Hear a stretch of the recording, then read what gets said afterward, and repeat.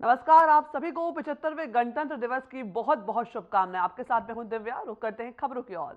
कांग्रेस की संदेश यात्रा करनाल पहुंची, जिसमें कुमारी शैलजा और किरण चौधरी भी शामिल हुई। शैलजा और किरण ने सरकार पर निशाना साधते हुए कहा कि बीजेपी के राज में कोई भी विकास नहीं हुआ है, अगर कुछ बढ़ा है तो सिर्फ क्राइम।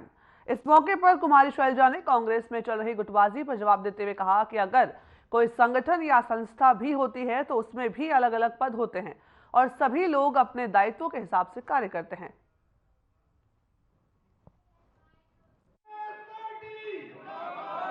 की क्या जरूरत है और क्या बदहाली है। अब जाएंगे देखेंगे क्या 10 साल में इन्होंने प्रदेश को कहां से कहां पहुंचा दिया है, देश को कहां से कहां पहुंचा दिया है। लोग इनको जवाब दे देंगे। लोगों में जाने की हिम्मत तो करें। मैडम, आप एक तरफ राम मंदिर की खुशी है तो दूसरी तरफ वहाँ पे जो लोग रह रहे थे उनके घर उजाड़ दिए गए। G20 के दौरान भी ऐसा कुछ हुआ था, तो उस पर क्या कुछ है? देखो, G20 हो कुछ हो, इन्होंने ये इवेंट दिखाने का, G20 एक अलग अंतर्राष्ट्रीय वो था, पर बात उजाड़ने की है तो बसाने की भी होनी चाहिए। लोगों को बसाना भी चाहिए। लोकसभा चुनाव लड़ रहे हैं आप, गरीबों को हटाया हाईकमान फैसला करें। आपकी इच्छा क्या है, लोकसभा या विधानसभा? देखो, मैंने ये कहा कि अब तक मैंने लोकसभा चुनाव लड़े हैं और मैं राज्यसभा में भी मुझे पार्टी ने मौका दिया एक बार। इस बार जो हाईकमान फैसला करेगी वो हमारा तो फ्यूचर वही करते हैं, लेकिन मेरी इच्छा है कि इस बार मैं विधानसभा चुनाव। नीलोखेड़ी से मैम, ये भी हाईकमान फैसला। शैलजा जी अभी अपने भाषणों में कई बार जो है चुनावी वादे करती है, 500 का सिलेंडर और 6,000 तक पेंशन देंगे। कुछ देखो, कुछ चीजें हैं जो मैनिफेस्टो कमेटी तय करती है, कुछ है जो पार्टी तय करती है, कुछ दो चार बातें हैं जो और स्टेट्स में भी हमने की। शैलजा जी, प्रदेश में 4 कमेटियां बनाई गई हैं, लेकिन अब 4 कमेटियां बनाई गई हैं प्रदेश में, लेकिन अब आला कमान ने हर एक कमेटी में AICC के सचिव की नियुक्ति तय कर दी है।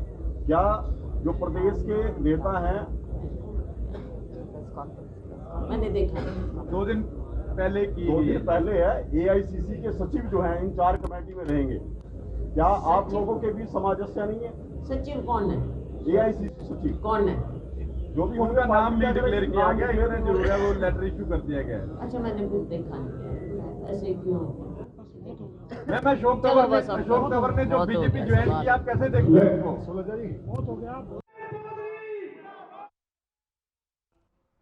वहीं बढ़ते हैं आगे, जहां आम आदमी पार्टी के प्रदेश उपाध्यक्ष अनुराग डांडा का बयान सामने आया है। उन्होंने नौकरियों के मामले को लेकर के प्रदेश सरकार पर जमकर निशाना साधा। पहले सियासी माहौल गर्माता जा रहा है। हरियाणा आम आदमी पार्टी ने रोजगार को लेकर भारतीय जनता पार्टी की प्रदेश सरकार पर जो है हम निशाना साधा है। इसी पर बातचीत करने के लिए हमारे साथ हरियाणा आम आदमी पार्टी के सीनियर वाइस प्रेसिडेंट अनुराग ढांडा है, उनसे बात करते हैं। सर, अगर हम सरकार की बात करें तो मुख्यमंत्री कहते हैं 6% बेरोजगारी है, पिछली सरकार के मुकाबले हमने ज़्यादा नौकरियाँ दे रहे हैं। आप कह रहे हो कि रोजगार के मसले पर सरकार कहीं ना कहीं नाकाम रही है। मैंने तो आपको दिखाया तो कि 6 जनवरी 2023 को मुख्यमंत्री मनोहर लाल खट्टर जी ने कहा था कि 2023 में 50,000 रोजगार देंगे, 50,000 सरकारी नौकरी देंगे ग्रुप C और D की।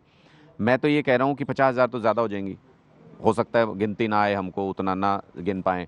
मैं तो ये कह रहा हूँ खट्टर साहब सिर्फ 1,000 सरकारी नौकरी जो इन्होंने साल 2023 में दी है उसकी लिस्ट जारी कर दे, सार्वजनिक तौर पर कर दे, सारा हरियाणा देख ले। अगर मैं गलत हूँ तो मैं माफ़ी मांगने के लिए तैयार हूँ, और अगर खट्टर साहब 1,000 नौकरी भी नहीं दे पाए तो उनको सार्वजनिक तौर पे हरियाणा के युवाओं को बरगलाने के लिए, झूठ बोलने के लिए, नौकरी का झूठा वादा करने के लिए उनको सार्वजनिक तौर पे माफ़ी मांगनी चाहिए। ये खट्टर सरकार हरियाणा के युवाओं को रोजगार से दूर करती जा रही है। 25 लाख युवा आज के दिन में बेरोजगार है, नशे की गर्त में जा रहे हैं, क्राइम में जा रहे हैं, लगातार युवा मजबूर हैं, घर नहीं चल रहा उन लोगों का। इसलिए मैं बार बार ये कहता हूँ कि नौकरी सबसे बड़ा मुद्दा है। हरियाणा का युवा बहुत स्पष्ट तौर पर अब ये कह रहा है कि चाहे खट्टर हो या मोदी, इस बार वोटिंग रोजगार पे होगी। सर, अगर एक और बात करें तो मुख्यमंत्री कहते हैं कि हरियाणा के अंदर एक भर्ती रोको गैंग जो है सक्रिय है और वो चाहकर भी हर भर्ती को कहीं ना कहीं रोकने का काम करता है, लेकिन सरकार उनसे जो है पार पाने में भी लगी हुई है। और जो अगले चुनाव से पहले जो है सरकार अब तक की प्रदेश में जितने भी रोजगार किसी भी सरकार के कार्यकाल में मिले उससे ज़्यादा रोजगार दिया जाएगा। 2 आपने सवाल पूछे, मैं दोनों का अलग अलग जवाब दे देता हूँ। इन्होंने कहा कि भर्ती रोको गैंग सक्रिय है, तो ये इसका मतलब आपकी सरकार का फेलियर है अगर आप उसको टैकल नहीं कर पा रहे हैं। पंजाब में हमने 42,000 भर्तियां की हैं, एक भी मामला कोर्ट के अंदर हो तो बताओ, एक भी भर्ती अटकी हो, कोई पेपर कैंसिल हुआ हो, कोई पेपर लीक हुआ हो तो बताओ। इसका मतलब ये आपकी सरकार का निकम्मापन है कि कोई उसके अंदर कमियां निकाल के उस भर्ती को रोक देता है, और वो भर्ती तभी कोर्ट में जाती है, तभी सस्टेन करती है जब उसके अंदर कुछ कमी होती है। मैं आपको एक उदाहरण देकर समझाता हूँ। अब ये कितनी बेवकूफ़ाना हरकत करने जा रही है हरियाणा की सरकार, खट्टर सरकार। ये कह रहे हैं कि ग्रुप सी से पहले ग्रुप डी की भर्ती कर देते हैं। ग्रुप सी की भर्ती कोर्ट में अटकी हुई है, अप्रैल में उसकी डेट है। बच्चे चिल्ला रहे हैं, सरकार से अपील कर रहे हैं कि अर्ली हियरिंग ले लीजिए, अपना जो भी जवाब है सबमिट करके कोर्ट से अर्ली हियरिंग ले लीजिए। नहीं, वो नहीं लेंगे, कह रहे हैं ग्रुप डी की भर्ती करेंगे। मान लीजिए 13,000 भर्ती आपने ग्रुप डी में कर दी। सीईटी का तो कॉमन एलिजिबिलिटी टेस्ट है, लोग तो सारे सेम हैं, तो आपने 13,000 भर्तियां आज कर दी। उसके बाद आप ग्रुप सी की लिस्ट जैसे ही निकालोगे, उन 13,000 में से 10-12 हज़ार तो बच्चे छोड़ के ग्रुप सी में अपग्रेड हो जाएंगे। आपकी ये भर्ती पूरी की पूरी फेल हो जाएगी, ये भर्ती पूरी खाली चली जाएगी आपकी। तो ऐसी बेतुकी बात ग्रुप सी से पहले ग्रुप डी की भर्ती करने की बात सिर्फ वही व्यक्ति सोच सकता है, वही मुख्यमंत्री सोच सकता है जिसको नौकरी का न भी मालूम नहीं है। सर, अगर लोकसभा चुनाव की बात करें तो आपका लोगों का, विपक्षी दलों का एक इंडिया गठबंधन बना हुआ है, लेकिन पंजाब से कहीं ना कहीं बागी स्वर सामने आ रही है। मुख्यमंत्री भगवंत मान का कहा कि हम 13 की 13 सीटें जीतेंगे। हरियाणा में भूपेंद्र सिंह हुड्डा कहते हैं कि हम पूरे सीटों पर जो है जीतने और लड़ने में सक्षम है। तो आपको लगता है कि अगर यही विचारधारा अगर आप लोगों की रही तो शायद बीजेपी से आप पार नहीं पार पाओगे? क्योंकि 2014 और 2019 के अंदर जिस तरीके से बीजेपी का अप आई थी, तो क्या नहीं लगता कि अगर इसी तरह की बयानबाजी रही तो जनता के बीच में भी जो कहीं ना कहीं विपक्षी दल अपने आप ही जो है वो अपना जो बहुमत है वो खो देंगे? नहीं, देखिए, बहुत स्पष्ट है कि स्थानीय लीडरशिप क्या क्लेम करती है वो उनका अपना क्लेम है, लेकिन इंडिया गठबंधन के बारे में जो भी बातचीत है कोऑर्डिनेशन कमेटी की, वो सेंट्रल लेवल पे चल रही है, केंद्र स्तर पे चल रही है। 2 राउंड की बहुत अच्छी बातचीत हुई है और हम बहुत होपफुल हैं, हम बहुत पॉजिटिव हैं इंडिया गठबंधन को लेके। हमें लगता है कि इकट्ठे इंडिया गठबंधन भारतीय जनता पार्टी को बुरी तरह हरा सकता है और लोकतंत्र और संविधान की रक्षा कर सकता है। जहां तक आपने कहाँ सीट शेयरिंग होगी, कहाँ नहीं होगी, कहाँ इकट्ठे लड़ेंगे, कहाँ अलग अलग लड़ेंगे, ये सारी बातें कोऑर्डिनेशन कमेटी में तय होनी है। जो भी निर्णय होगा हम उसका पालन करेंगे। दूसरी तरफ आपने कहा कि हरियाणा में कह रहे हैं कि हम तो सक्षम हैं अकेले लड़ने में, तो आम आदमी पार्टी उनसे ज़्यादा सक्षम है। 10 की 10 लोकसभा सीटें हम हरियाणा के अंदर लड़ सकते हैं। वो कैसे सक्षम है कि पिता पुत्र दोनों हार गए थे? वो कैसे सक्षम है कि 14 में हारे फिर 19 में हार गए? वो कैसे सक्षम है कि वोट गैप जो है वोट शेयर का वो बढ़ता जा रहा है? अकेले अगर कांग्रेस इस बार भी चुनाव मैदान में जाएगी तो ये एक ज़मीनी हकीकत है। कोई भी जो राजनीति थोड़ी बहुत समझता है उसको पता है, अकेले अगर इस बार चुनाव मैदान में हरियाणा में जाती है कांग्रेस तो बुरी तरह हारेंगे, 10 की 10 सीट पे हार जाएंगे। इसलिए हमने ये सुझाव दिया कि हमने अपनी लीडरशिप को ये सुझाव दिया कि अगर हरियाणा में मिल के आम आदमी पार्टी और कांग्रेस गठबंधन करके चुनाव लड़े तो इंडिया गठबंधन बीजेपी को 10 की 10 लोकसभा सीटों पे हरा सकता है। सर, लोकसभा चुनाव से पहले एक बार फिर जींद जो है वो सेंट्रल धुरी जो है वो बनता जा रहा है। सभी पार्टियां जो है आएंगी, शुरुआत आम आदमी पार्टी कर रही है। पहले भी अतीत में बहुत सारी पार्टियां, सभी ने कहा कि जींद को सिटी ब्यूटीफुल, राजधानी और पता नहीं क्या क्या बात की थी। लेकिन एक बात ज़रूर है कि बरसात में जो है वो झील ज़रूर बन जाती है चंडीगढ़। कश्तियाँ नहीं चल पाती लेकिन लोगों को झील जैसी फीलिंग आ जाती है। तो क्या कहें, इस बार जींद से क्या अनाउंसमेंट होंगे आपकी पार्टी की तरफ से? उन्हीं सारे झूठे वादों का हिसाब लेने जा रहे हैं जींद के अंदर, जो पिछली पार्टियों ने, पिछली सरकारों ने किए लेकिन निभाए नहीं कभी भी।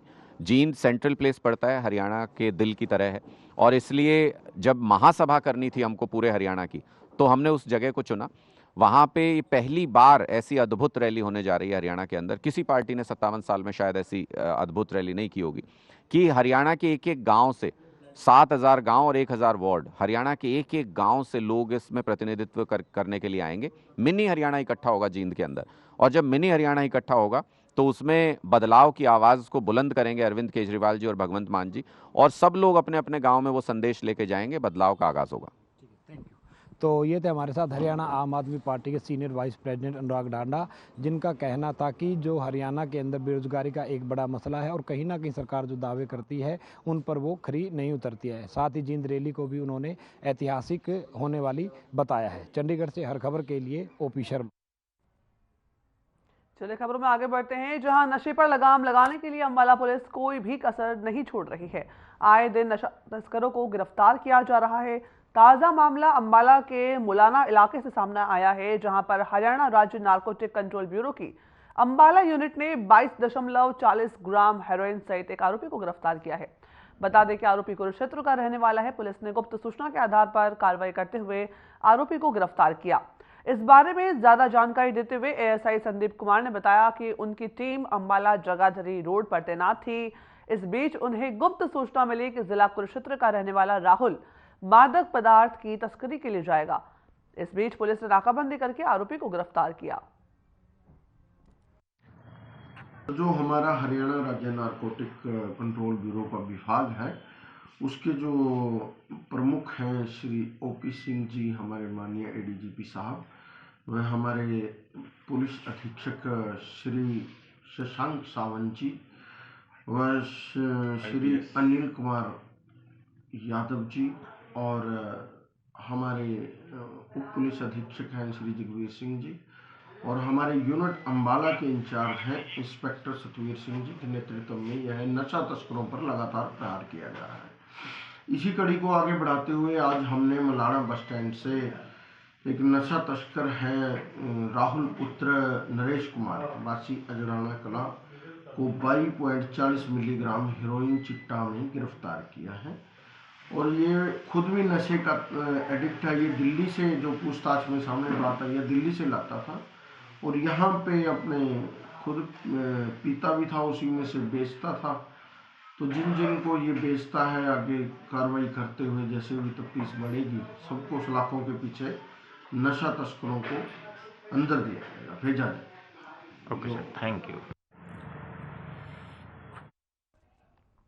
खबरों में बने रहिए हमारे साथ, लेकिन अभी लेते हैं ब्रेक।